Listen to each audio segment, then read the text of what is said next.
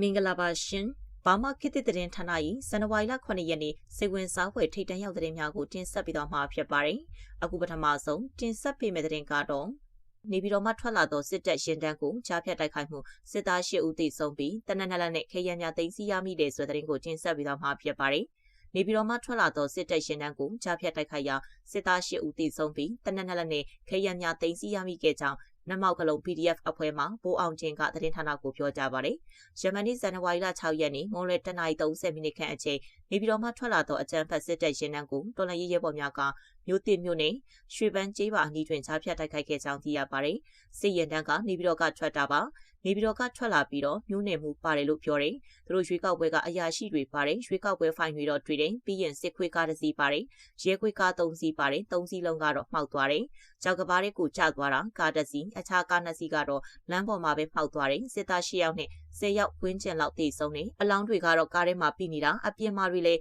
တူလိုတွဲလောင်းတွေပေါ်ကပ္ပစ18နဲ့ရွှေပန်းကြီးပါအနီးမှာဖြစ်တာပါဟုနမောက်ကလုံး PDF အဖွဲ့မှပူဟောင်းတင်ကပြောဆိုပါတယ်။ထို့တိုက်ခိုက်မှုအတွင်းအကြမ်းဖက်စစ်တပ်ဘက်မှစစ်သား10ဦးသေဆုံးကကား3စီးတိမ်းမှောက်ပျက်စီးသွားခဲ့ကြောင်းအကြမ်းဖက်စစ်တပ်ထံမှ G3 တနက်2လန် G160 တောင်ကြီးပေါက်3ခုသိမ်းဆည်းရမိခဲ့ကြောင်းတော်လှန်ရေးရဲဘော်များအထူးကိမရှိပြန်လည်ဆုတ်ခွာနိုင်ခဲ့ကြောင်းသိရပါတယ်။အဆိုပါတိုက်ခိုက်မှုကိုနေပြည်တော်စစ်တိုင်း903တပ်ရင်နမောက်ကလုံး PDF တပ်ဖွဲ့တို့ကပူးပေါင်းလှုပ်ဆောင်ခဲ့ခြင်းဖြစ်ကြောင်းသိရပါတယ်။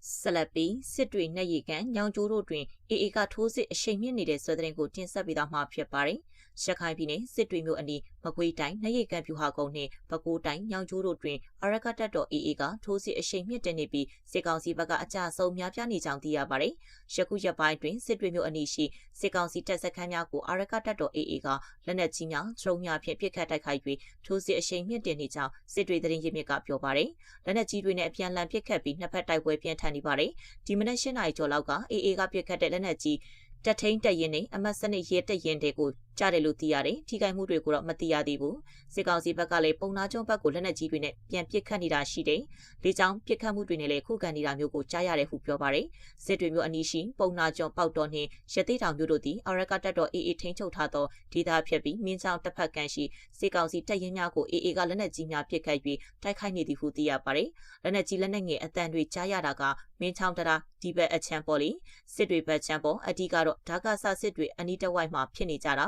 ဝါဘိုရွှေမင်းကန်အထိပါတယ်အဘက်တကြောမှာနှစ်ဖက်အပြန်လန်ပစ်ခတ်မှုတွေရှိနေကြတဲ့ဟုစစ်တွေသတင်းရင်းမြစ်ကပြောပါတယ်ရွှေကောက်ပွဲကျင်းပခဲ့တဲ့ဒီဇင်ဘာ28ရက်နေ့ညနေကတည်းကနေစစ်တွေမျိုးအနီးတွင်စစ်ကောင်စီနဲ့ AA တို့ကြားနှစ်ဖက်ပစ်ခတ်မှုများရှိခဲ့ကြပြီးယခုရက်ပိုင်းအတွင်းတွင်တိုက်ပွဲအရှိန်မြင့်တက်လာခြင်းဖြစ်ကြောင်းစုံစမ်းသိရှိရပါတယ်ရှင်းဖြင့်အရကတပ်တော် AA သည်ရခိုင်နှင့်အစပ်မကွေးတိုင်းငဖိမြို့နယ်တွေကစစ်ကောင်စီ၏နေရီကန်ပြူဟာကုန်းကိုအခြားသောတော်လှန်ရေးပူးပေါင်းတပ်ဖွဲ့များဖြင့်ထိုးစစ်အရှိန်မြင့်ကတိုက်ခိုက်နေကြောင်းသိရပါတယ်စစ်ကောင်စီကလည်းနေရီကန်ပြူဟာကုန်းကိုလက်နက်ခဲယမ်းများတပ်သားတင်များနှင့်စားနပ်ရိက္ခာများကိုလေကြောင်းကနေဇက်တိုက်ထောက်ပံ့နေပြီးအရကတပ်တော် AA ကလည်းကြားဖြတ်တိုက်ခိုက်ကနှစ်ဖက်အပြန်အလှန်ပစ်ခတ်မှုဖြင့်တိုက်ပွဲမှာပြင်းထန်နေပါတယ်ဆက်လက်ပြီးအရကတပ်တော် AA သည်ပဲခူးတိုင်းပတောင်မြို့နယ်တွေကညောင်ကျိုးဒေသရှိစစ်ကောင်စီတပ်စခန်းများကိုထိုးစစ်ဆင်တိုက်ခိုက်လျက်ရှိပါတယ်သတင်းရှင်းမြစ်များ၏ပြောဆိုချက်အရညောင်ကျိုးအနီး .666 ကုန်းနှင့်မတုံကြီးပါအနီးရှိစစ်စခန်းများကို AA ကွန်မန်ဒိုတပ်ဖွဲ့များကထိုးစစ်ဆင်တိုက်ခိုက်နေပြီးစစ်ကောင်စီဘက်မှအကြအဆုံးရှိကြောင်းသိရပါတယ်ဇန်နဝါရီလ4ရက်နေ့ကရင်းစစ်စခန်းများအား AA ကွန်မန်ဒိုတပ်ဖွဲ့က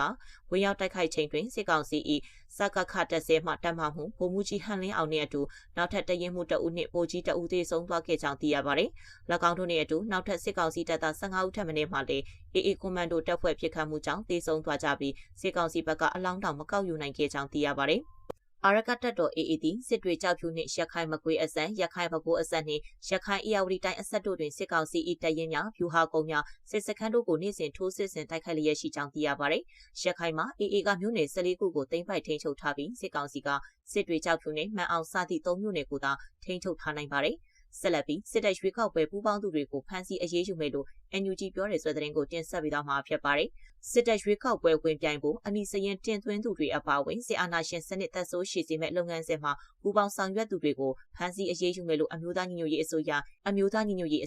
NUG ပြည်ထောင်စုဝန်ကြီးချုပ်ရုံးပြောရေးဆိုခွင့်ရှိသူဦးနေဖုံးလက်ကပြောပါတယ်။ဇန်နဝါရီ6ရက်ကပြုလုပ်ခဲ့တဲ့ပြည်သူလူထုနဲ့နိုင်ငံတကာတို့သတင်းစကားပြောကြားမှုအစီအစဉ်မှာစစ်တပ်ရွေးကောက်ပွဲပူးပေါင်းဆောင်ရွက်သူတွေကိုအရေးယူနိုင်ဖို့လှုံ့ဆော်ထားတာတွေကိုဦးနေဖုံးလက်ကပြောတာဖြစ်ပါတယ်။ စစ်တပ်ကပြုလုပ်နေတဲ့ရွေးကောက်ပွဲမှာပူးပေါင်းပါဝင်နေကြသူတွေဟာ2025ဒီဇင်ဘာ9ရက်မှာပြည်ထောင်စုလွှတ်တော်ကအတည်ပြုပြဋ္ဌာန်းလိုက်တဲ့စစ်အာဏာရှင်စနစ်ချုပ်ငြိမ်းရေးနဲ့ဒီမိုကရေစီအခြေခံအခွင့်အရေးများကာကွယ်စောင့်ရှောက်ရေးဥပဒေပါပြဋ္ဌာန်းချက်တွေနဲ့ညီစွန်းနေကြောင်းဦးနေဘုံလကပြောပြီးအဲ့ဒီသူတွေကိုဥပဒေပါလှုပ်ထုံးလုပ်နည်းတွေနဲ့အရေးယူနိုင်ဖို့ဆောင်ရွက်နေတယ်လို့အသိပေးပါတယ်။ဒီဥပဒေအရအကြံဖက်အာဏာသိမ်းစစ်အုပ်စုကကျင်းပတဲ့အထူးရောင်ရွေးကောက်ပွဲမှာပါဝင်ရှင်ပြိုင်ဖို့အမည်စရင်းတင်သွင်းသူတွေကိုမသက်မာသောနည်းလမ်းဖြင့်အာဏာရယူရန်ကြိုးပမ်းသူတွေအဖြစ်အတိတ်ပဲဖွင့်ဆိုထားပြီးအနည်းဆုံးထောင်ဒဏ်3နှစ်ကနေအများဆုံးထောင်ဒဏ်9နှစ်အထိဖြစ်စေကျပ်သိန်း900အောက်မနှိမ်သောငွေဒဏ်ဖြစ်စေဒဏ်ရက်လုံးဖြစ်စေချမှတ်နိုင်တယ်လို့ပြဋ္ဌာန်းထားတာဖြစ်တယ်လို့ဦးနေဘုံလကပြောပါတယ်။ဒါပြင်ရွေးကောက်ပွဲဖြစ်မြောက်ရေးဆောင်ရွက်နေကြတဲ့အစဉ်စစ်သောရွေးကောက်ပွဲကော်မရှင်အမည်ခံအကြံဖက်အဖွဲ့ကအဖွဲ့ဝင်တွေအထူးရောင်ရွေးကောက်ပွဲမှာ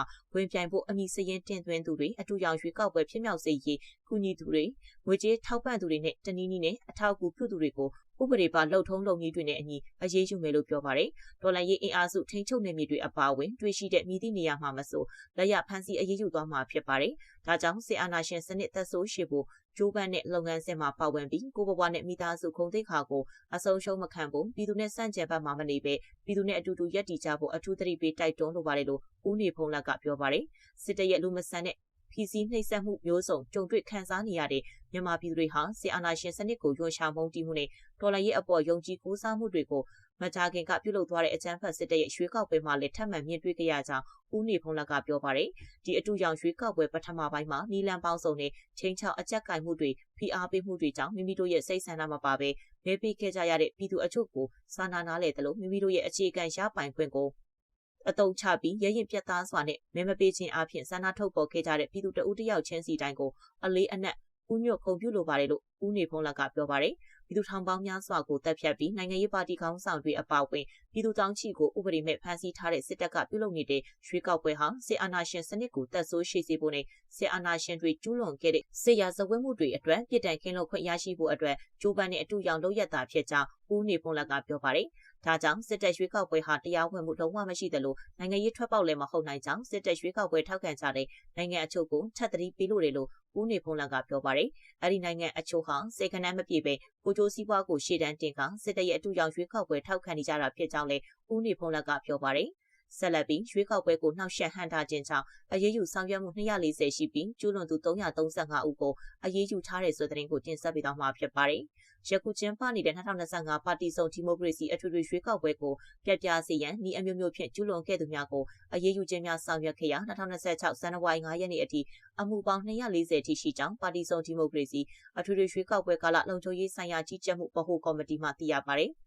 ပြည်ထောင်စုနယ်မြေနဲ့တိုင်းဒေသကြီးပြည်내အသီးသီး၌ပါတီစုံဒီမိုကရေစီအထွေထွေရွေးကောက်ပွဲများကိုနှောက်ယှက်ဟန့်တားဖျက်ဆီးခြင်းမှကာကွယ်ပေးရေးဥပဒေအရအရေးယူဆောင်ရွက်မှု240တွင်တရားခံအမျိုးသား285ဦးအမျိုးသမီး60စုစုပေါင်း335ဦးရှိကြောင်းသိရပါတယ်။ဆက်လက်၍ရွေးကောက်ပွဲလုံခြုံရေးအားထိခိုက်စေနိုင်သောလှုံ့ဆော်မှုများဝါဒဖြန့်မှုများကျူးလွန်နေသူများအားစုံစမ်းဖော်ထုတ်အရေးယူခြင်းများကိုလည်းစင်ဆက်မပြတ်ဆောင်ရွက်သွားရမည်ဖြစ်ကြောင်းရွှေကောက်ပွဲကာလလုံခြုံရေးဆိုင်ရာကြီးကြပ်မှုဗဟိုကော်မတီဥက္ကဋ္ဌပြည်ထရေးဝန်ကြီးဌာနပြည်ထောင်စုဝန်ကြီးဒုတိယဗိုလ်ချုပ်ကြီးထွန်းထွန်းအောင်ကပြောပါတယ်။ပါတီစုံဒီမိုကရေစီအထွေထွေရွှေကောက်ပွဲကာလလုံခြုံရေးဆိုင်ရာကြီးကြပ်မှုဗဟိုကော်မတီစက်တဘာအကြိမ်လုပ်ငန်းညှိနှိုင်းအစည်းအဝေးကိုယနေ့မွန်းလွဲပိုင်းတွင်မြန်မာနိုင်ငံရဲတပ်ဖွဲ့ဌာနချုပ်၌ကျင်းပခဲ့ကြောင်းလည်းသိရပါတယ်။ရွှေကောက်ပွဲအပိုင်း1ကို2025ဒီဇင်ဘာ28ရက်နေ့ကကျင်းပခဲ့ပြီးဖြစ်ပြီးအပိုင်း2ကိုဇန်နဝါရီ17ရက်နေ့နဲ့အပိုင်း3ကိုဇန်နဝါရီ25ရက်နေ့တို့၌ကျင်းပပြုလုပ်မည်ဖြစ်ကြောင်းပြည်ထောင်စုရွှေကောက်ပွဲကော်မရှင်ကအတည်ပြုထားပါတယ်။